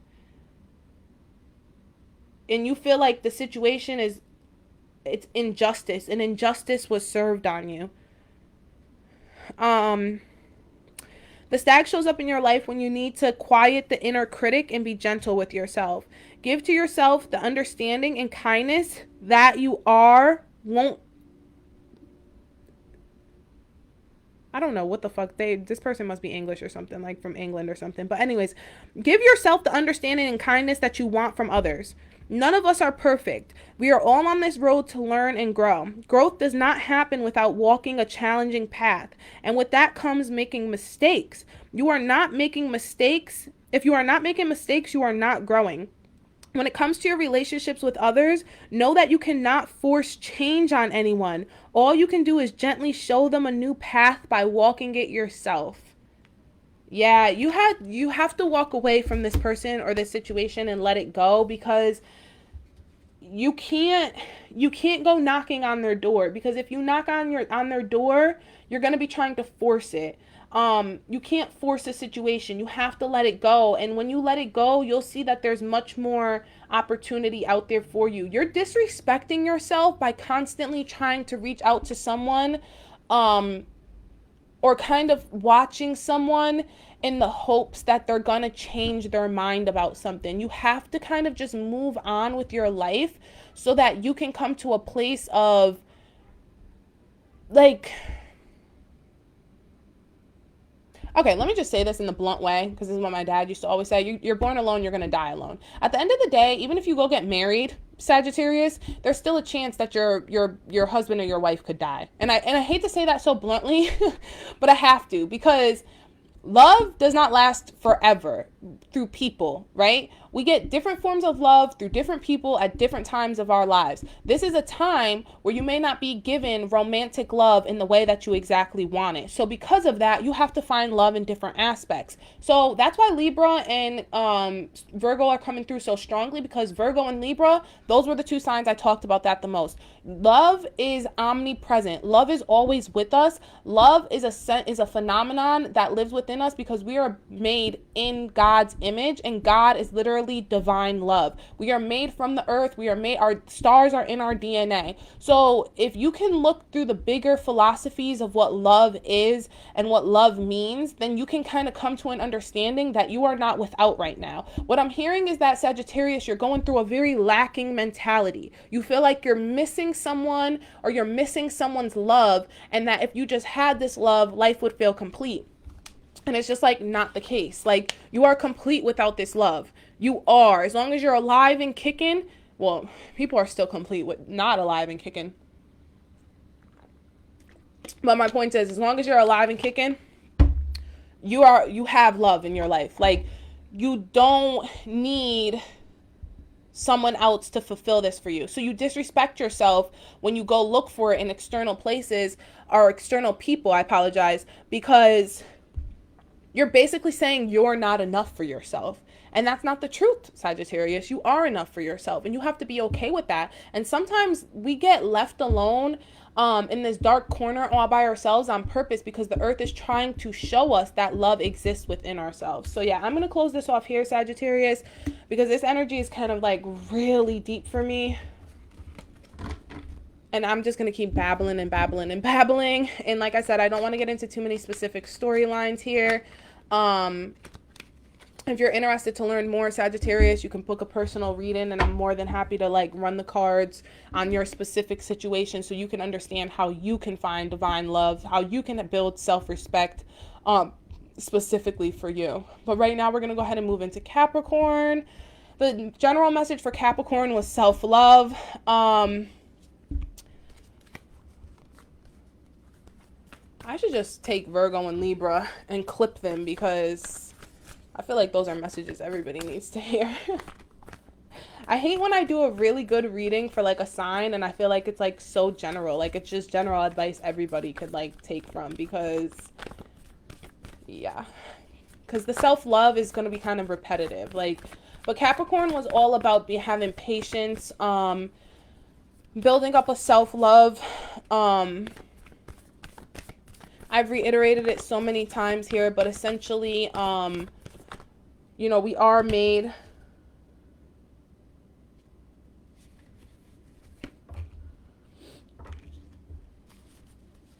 We are made of the stars. We're made of the earth. We're made in God's image. We are loved outside of familial love, outside of platonic love, outside of romantic love. We always have love within us, and we have to learn how to tap into that. And that's where Libra energy comes strongly into play.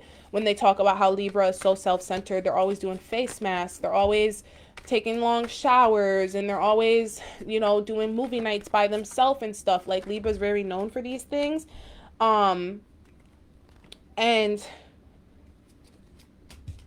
the reason I'm bringing that up, Capricorn, is because those are very quick and easy ways for me to tell you of how to tap into self-love. At the end of the day,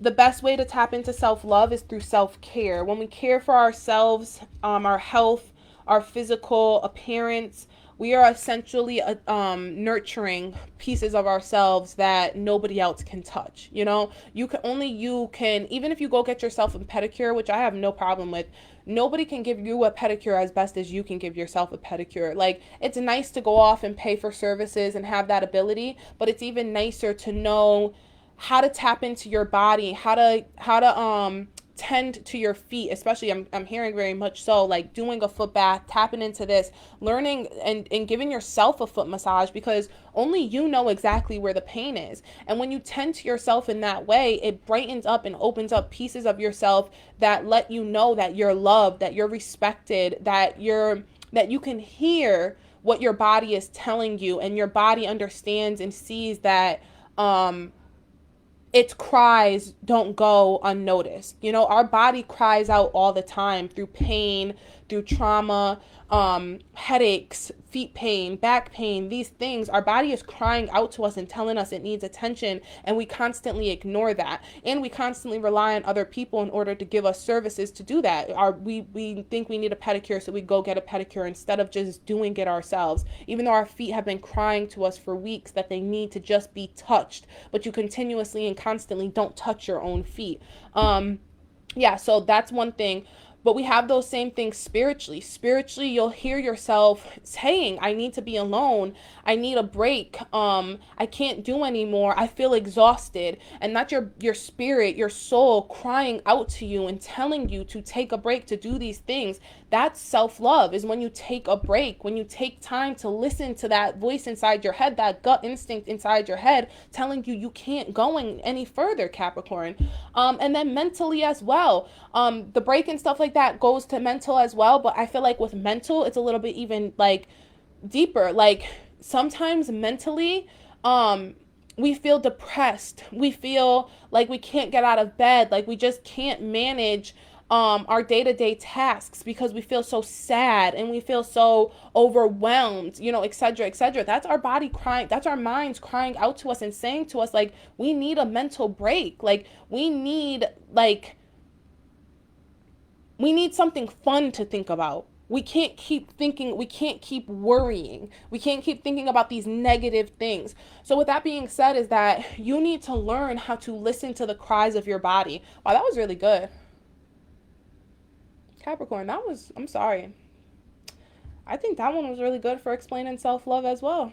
Okay, so anyways, your cards. So it's funny too, because the cards very much represent exactly what I just said. A lot of twos here, conflict, the companionship, interdependence. This is very interesting because it's very similar to, who did I have where I said Cancer. I had told Cancer, there's a divide between your masculine and your feminine energies, and it's the same here for you, Capricorn. Your masculine and your feminine energies are not, I'm not going to get too much into details here. If for some reason when I said Cancer, it resonated with you, watch Cancer, and there may be something specific there, because with Cancer, I could tell that it was more that they weren't listening to their masculine side. Here with Capricorn, it's hard because I'm getting one thing telling me that it's the masculine overrided, but then I'm getting another thing telling me it's the feminine overrided. So I think that's going to be specific to you. If you want to learn more about your masculine and feminine energy specifically, then you can book a personal reading. But overall, Capricorn, there's a war happening inside you. And that conflict, that war is creating hostility, jealousy, stubbornness, aggression, fear, competitiveness, controversy, will to power.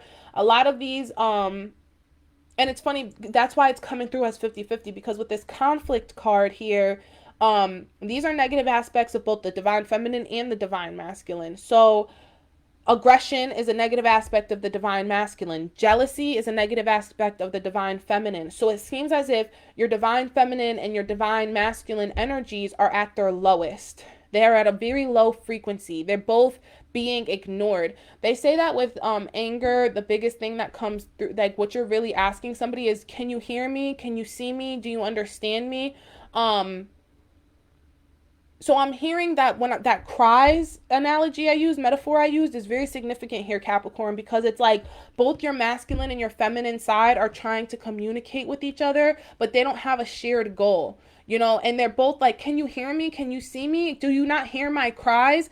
And your ego is ignoring both of them. You know, your soul is made up of two different counterparts, a masculine energy and a feminine energy. And your ego is the aspect of you that's personality, the aspect of you that shows up in everyday life. So what I would say 100% is you need to look into your rising sign, Capricorn, because your rising sign is going to help you understand how to find the positive aspects of your masculine and feminine energy, right? Because our rising sign is more of our soul. Our rising sign represents the pieces of us that we most want to be, that we want to ascend to, right?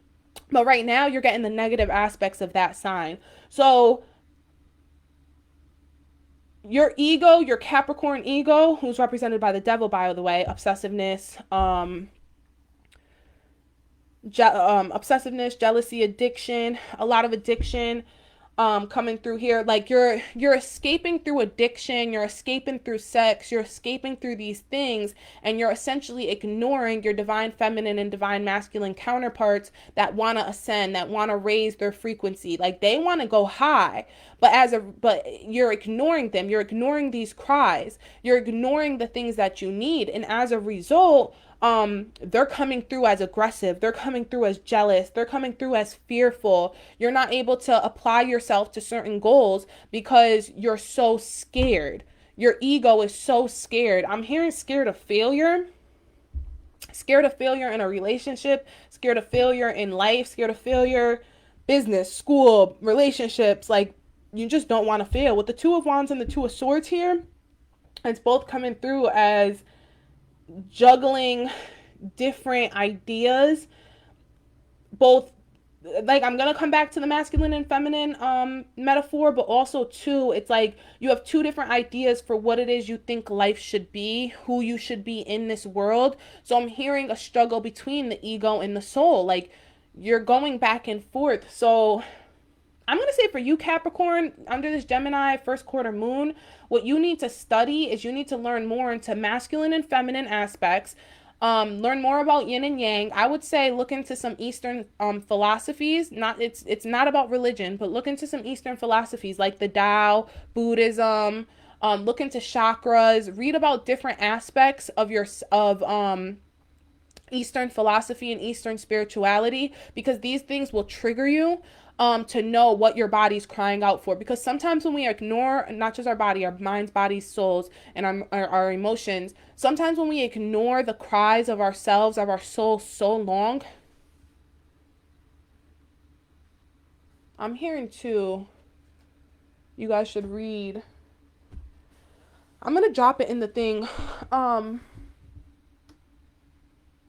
you guys should read Women Who Run with the Wolves, because it's a book for male or female, doesn't matter what you are, but it talks about how to listen to the inner voice, our inner souls. Sometimes when we ignore it so long, we essentially stop even understanding what it's talking about. So it feels like you're at that point, Capricorn. So what I'm going to suggest to you is that because you're at this point where it's like you've been ignoring yourself for so long, you don't even know where to start. I would say start with Eastern philosophy. Start with a good book like the one I just recommended. Women Who Run with the Wolves is a book that is very wordy. It's very scholarly. It's right here. It's very scholarly. You see, it's huge. It's a huge book. Tiny words. If not this book, you can definitely read Pussy Prayers. Pussy Prayers is a book you can read in one sitting. It's by Bliss Girl Magic. Bliss Girl Magic has a few other books as well that are very good for what I'm talking about. I hate to plug my own book, but Love Sickness in my book is a great book to start with because it breaks down Eastern philosophies to a very minuscule level, and it also has journal prompts in it, so you can journal through as you're reading the book. But that's where you want to start, Capricorn, under this first quarter new moon, because doing this will spark something inside of you that will give you a better understanding about what it is you specifically need. Another thing you can do is book a personal reading. If you're watching this and you're interested in learning more about these things, then you definitely could book a personal reading. That's funny. The eagle is coming through. The eagle came through for somebody else, but I didn't read it. So the eagle and the tiger. Oh, I'm sorry. This praying mantis is coming through strong. I'm going to read all three for you guys real quick. We'll start with the eagle. The eagle is swiftness, strength, keen sight, illumination of spirit, creation, ability to see hidden spiritual truths, connection to spirit guides and teachers. Great power and balance, dignity with grace, connection with higher truths, intuitive and creative spirit. When eagle soars into your life, it is never quiet or subtle. Eagle is assigned to reconnect with your spiritual path. She is showing you the way to the highest of your personal truth. This is everything I just was talking about. The guidance she brings is one of the heart in your higher self. The sky is the limit when you follow your highest directives. What is it that your heart desires?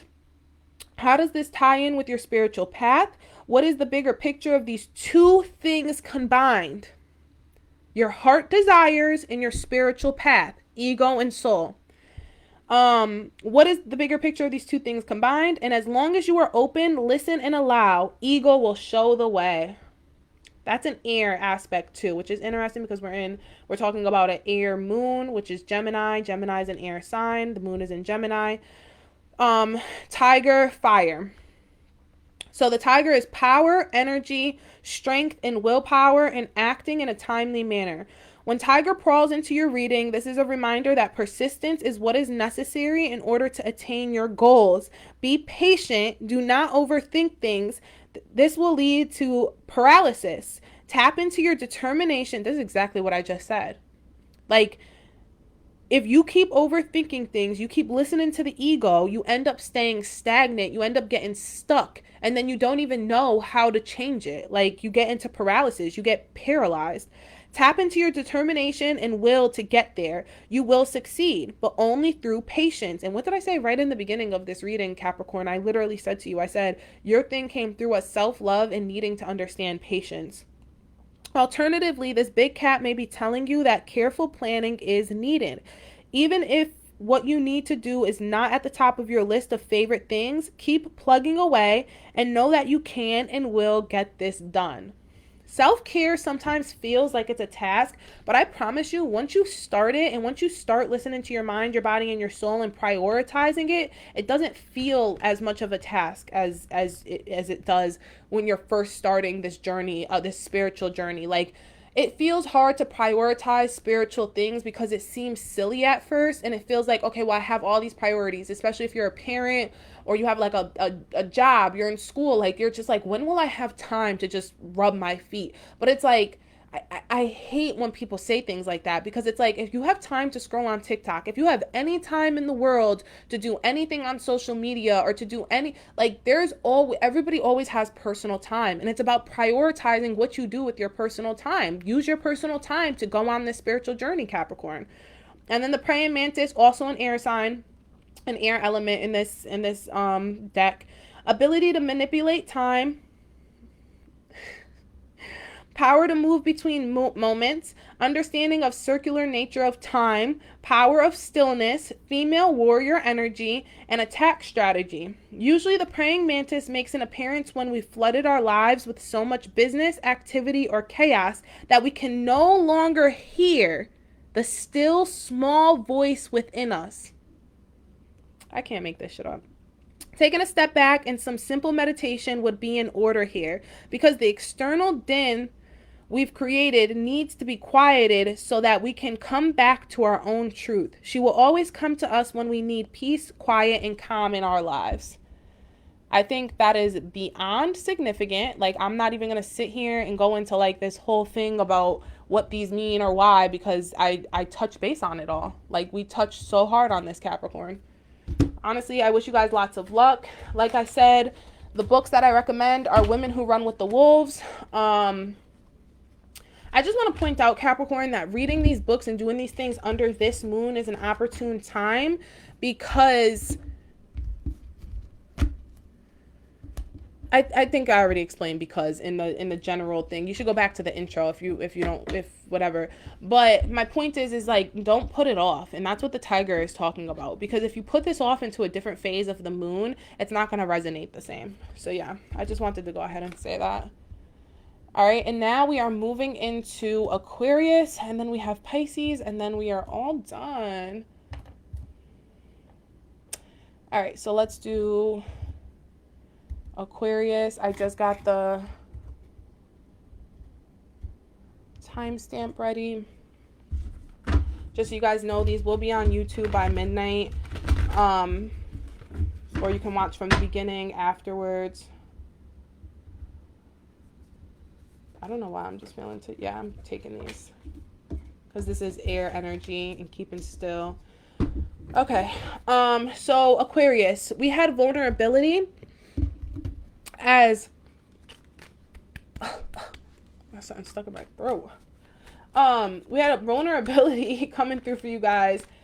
Meditation, self-renewal, composure, detachment, self-acceptance, impulsiveness, immaturity, bluffing, ignorance, learning, impatience, and reckless behavior. Okay, so the energy that was coming through with Aquarius was that you guys need to learn how to be more vulnerable to love. You need to literally watch a Super Soul Sunday about vulnerability, and understanding the power in vulnerability.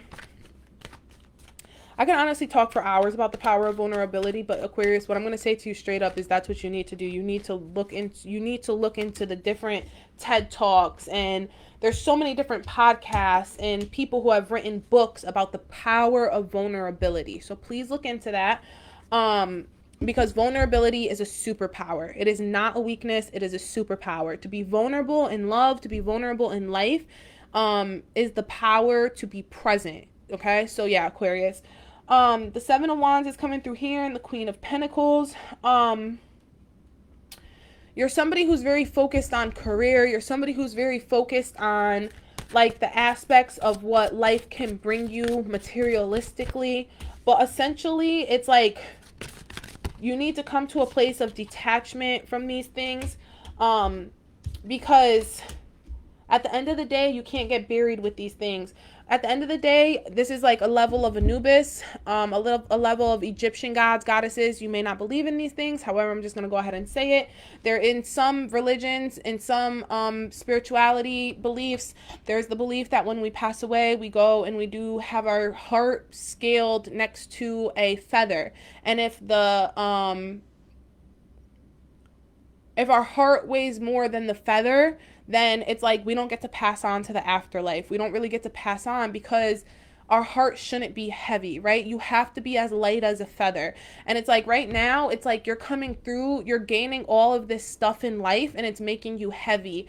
And you need to be as light as a feather. So in order to do that, you have to come into a place of being a little reckless, taking chances. It's like the Fool energy in the tarot. It's like, take a leap of faith, take chances on people, take chances on things. Don't be afraid to ask for what you want when you want it. Don't be closed off, you know? So, and then what's coming through here is the Spider. I was here for like an hour and 52 minutes, guys, and I'm not gonna lie, I'm just getting a little bit tired, and I really want water. That water is not really cold, so I'm getting like a little frustrated. But yeah, so with the Spider here, that's so funny because the Spider is represented by a water aspect in this book.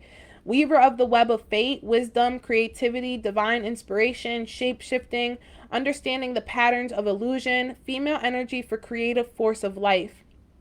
When Spider weaves her way into your life, she brings with her some powerful messages. A master creator, she is encouraging you to express yourself in a creative form. Beyond that, she is showing you that we are all the creators of our life. Only you have the power to weave the life you want. Stop waiting for something to happen to you and create what you want to happen. Stop ignoring your ideas and dreams. Reach in, grab your creativity, and start putting it to use. Creativity is not solely regulated to the arts. Problem solving is creative. Business is creative. Relationships thrive when injected with one big dose of creativity. And that's what this youthful folly is all about. It's about being impulsive, taking a risk, being creative in your love life. And it's funny, I want to look. Did I write that? Because if I wrote that, I think I quite literally wrote that for... I remember writing that for one of the signs. I'm sorry, guys. I'm checking. Usually I don't take, like, breaks to, like, check. I wouldn't make you wait for this, but...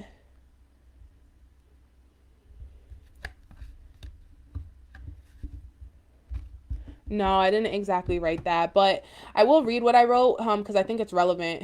Love is not just words or actions. It's the ability to see yourself in another person beyond the physical form. The ability to see it into the human soul and understand the simplicity of being present, naked, and open, giving yourself to someone or something regardless of the complexity of time, society, or standards. Listen to your soul, Aquarius. So I'm sorry, yeah, it's really about being a little reckless, being a little immature, tapping into your natural childlike energy. Child playtime is a great time. We see children's imagination go wild when they play with dolls or they play with certain things.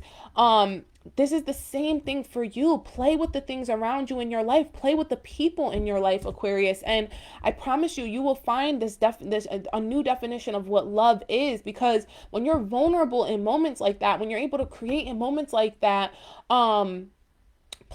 role play, do these things, you're able to tap into energy that allows you to create something bigger than yourself, creating a business, creating a project, a project that will live long after you're gone, creating another child, I don't know why I said another, creating a child. It's just creation lives beyond, lives after us, after we're long gone. Creation, the things we create still live, and we see that with authors, we see that with musicians, their music is still being played posthumously. A lot of authors got famous posthumously. A lot of directors and a lot of just artists, creators, they get recognition posthumously. And it's like, these things were created in their life through this reckless behavior of taking a moment and taking a chance on themselves, taking a chance on their idea. And it may not necessarily be seen exactly in that moment, but then being able to get naked and vulnerable in that moment lives on forever. So it's about creating something, using your time to create something timeless. I really like that. All right, so we're going to jump into Pisces. And then we're going to go ahead and close it off here. So Pisces, the general energy for you was forgiveness. The general energy was like that love is not perfect. You can get trauma, you can get heartbroken. But when we look too deep into other people's actions, and we always ask, like, why did this happen to me? Like, why did they do this to me? When the real question is, like, why did they do this to themselves? This may be something you understand intellectually, but, like, you feel to believe it. And Pisces is all about I believe. So believe that people only treat others the way that they treat themselves, right? And you can exonerate yourself from the feeling of betrayal and stop yourself from, like, exacting revenge or trying to get revenge on people. Soon after, like, you'll enter a world of forgiveness. So listen to the way people consciously and unconsciously talk about themselves, and as a result, you'll kind of understand how or why they're talking to you in a certain way, Pisces. So Pisces, it's all about forgiveness. It's all about, look, modesty came through in the creative. So humility, keeping it simple, self-respect, respectability. I love that this is coming through because Pisces, it's a very strong message. Like, people don't disrespect you, they disrespect themselves. They don't lie to you, they lie to themselves. So instead of thinking like, why did this person lie to me? And did they think they were going to get away with that? And those types of things, you need to come into a different aspect and say like, no, this person's truly lying to themselves about some serious shit. This person's an innate liar. They're lying to themselves, and that has no reflection of me. That's not a reflection of what I am or who I am or what I've been to this person, right? Sometimes people just do things based on their own traumatic past, based on their own emotional lack of emotional intelligence, etc., etc. So you need to be humble. You need to have humility when dealing with these people, because the more you understand this both intellectually and spiritually, the more you believe it, the easier it will be to navigate around these people. The active yang principle is coming through: strength, tenacity, dynamic energy, inspiration, heaven, masculine, authority, father, which I think is very important because you should watch the intro, Pisces, where I talk about how the first quarter moon is a masculine moon. It's the moon in the yang aspect of the yin and yang counterparts. Now is an opportune time for you to get stronger. It's an opportune time for you to look deeper into yourself.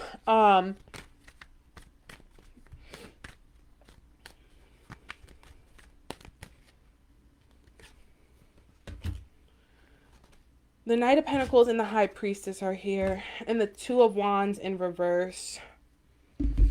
I've been saying this a lot for Pisces energy throughout the past like month or so.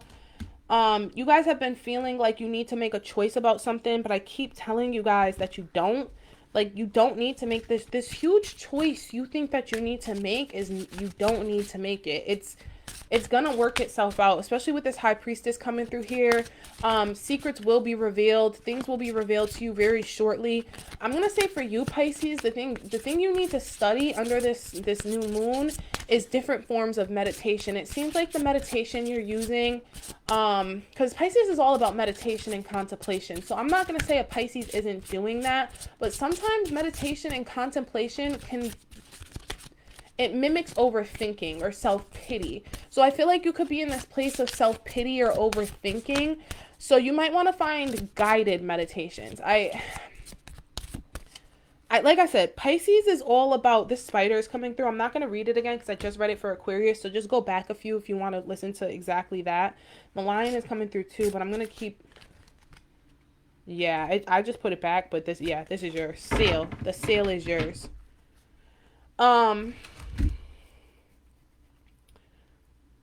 Yeah, so Pisces is all about meditation and contemplation. It's just that because you guys are such a daydreamy kind of sign, you guys are all about visualization and stuff like that, that it's kind of hard for me sometimes to tell you guys to meditate, because your meditations turn into like astral projection.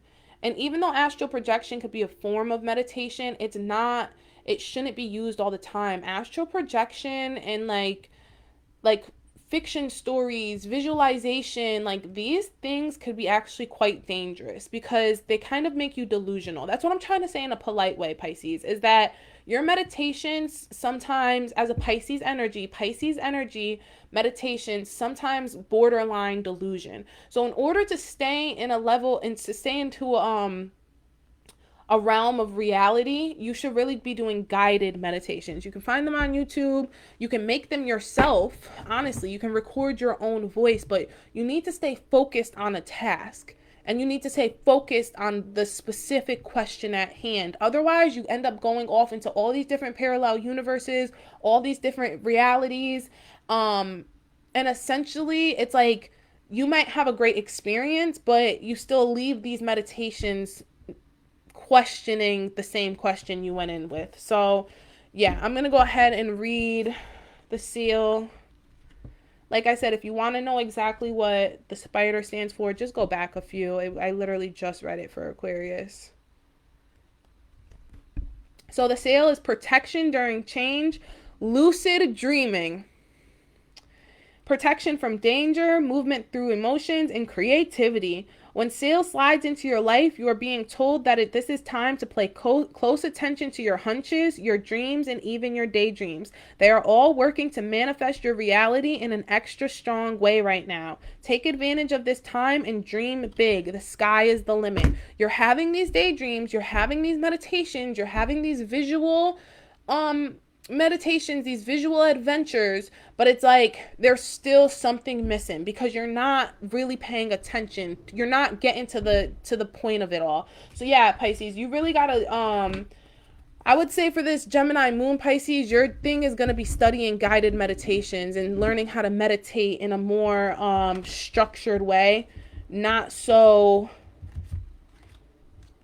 don't just keep letting your intuition is something you can train. So you need to like tap into your intuition and learn how to call upon it at your own free will.